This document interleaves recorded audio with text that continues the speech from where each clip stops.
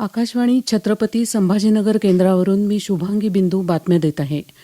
पुणे जिल्ह्यातल्या बारामती विमानतळाजवळ आज सकाळी झालेल्या भीषण विमान अपघातात उपमुख्यमंत्री आणि राष्ट्रवादी काँग्रेसचे नेते अजित पवार यांचं निधन झालं. अजित पवार जिल्हा परिषद प्रचारासाठी मुंबईहून बारामती इथं जात होते. बारामती विमानतळाजवळ त्यांचं विमान कोसळलं. त्यांच्यासोबत विमानातल्या 5ही जणांचा मृत्यू झाला.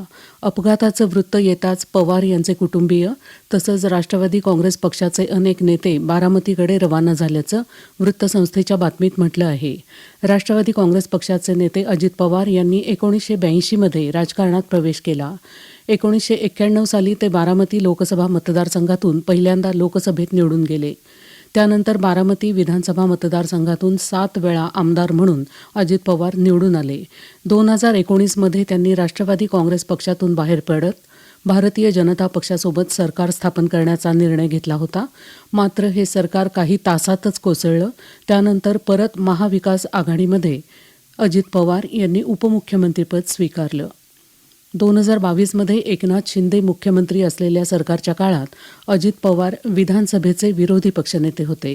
2024मध्ये ते पुन्हा राष्ट्रीय लोकशाही आघाडीमध्ये सहभागी झाले आणि मुख्यमंत्री देवेंद्र फडणवीस यांच्या मंत्रिमंडळात उपमुख्यमंत्री आणि अर्थमंत्री पदावर ते कार्यरत होते.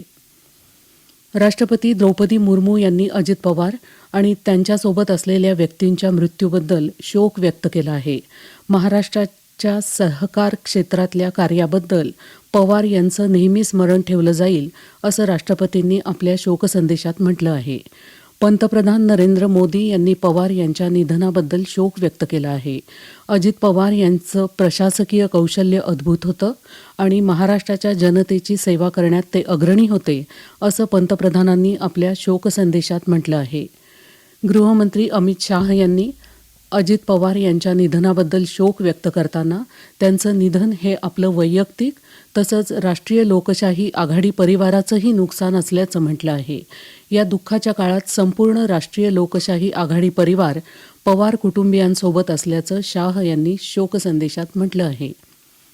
राज्यपाल आचार्य देवव्रत, संरक्षण मंत्री राजनाथ सिंह, केंद्रीय मंत्री नितीन गडकरी, लोकसभा अध्यक्ष ओम बिर्ला, केंद्रीय मंत्री पियुष गोयल, अश्विनी वैष्णव यांच्यासह राजकीय क्षेत्रातल्या अनेक मान्यवरांनी अजित पवार यांच्या आकस्मिक अकाली निधनाबद्दल धक्का आणि शोक व्यक्त केला आहे.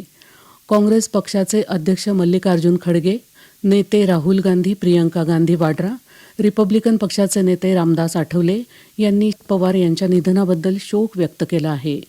दमदार आणि दिलदार मित्र सोडून गेला अशी प्रतिक्रिया मुख्यमंत्री देवेंद्र फडणवीस यांनी अजित पवार यांच्या निधनानंतर व्यक्त केली आहे.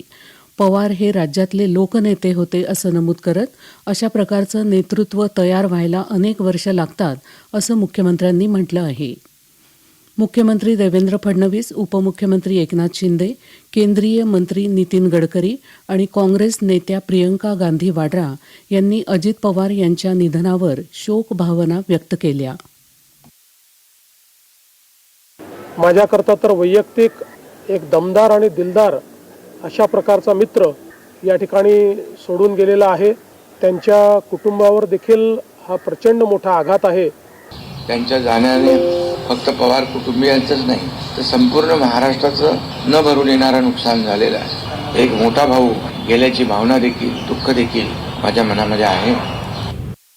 ये बहुत ही दुखद और दुर्भाग्यपूर्ण है. पिछले 40 साल से महाराष्ट्र के राजनीति में मेरे बहुत घनिष्ठ मित्र रहे. उनके मेरे पारिवारिक संबंध रहे. बहुत कर्मठ, अच्छा प्रशासक और विकास की दृष्टि रखने वाले ऐसे वो नेता थे. जी, बहुत ही दुखद समाचार है और समस्त पवार परिवार और जितने भी समर्थक हैं उनको हमारी तरफ से संवेदना. उपमुख्यमंत्री अजित पवार यांच्या अपघाती निधनामुळं राज्य शासनानं आज सुट्टी घोषित केली असून 3 दिवसांचा शासकीय दुखवटा जाहीर केला आहे. देशभरातल्या सामाजिक न्यायासाठी सरकार कटिबद्ध असून देशातल्या सुमारे 95 कोटी नागरिकांना विविध योजनांचे लाभ मिळत असल्यानं सर्वसमावेशक विकासाच्या दिशेनं हे महत्त्वाचं पाऊल आहे असं राष्ट्रपती द्रौपदी मुर्मू यांनी म्हटलं आहे.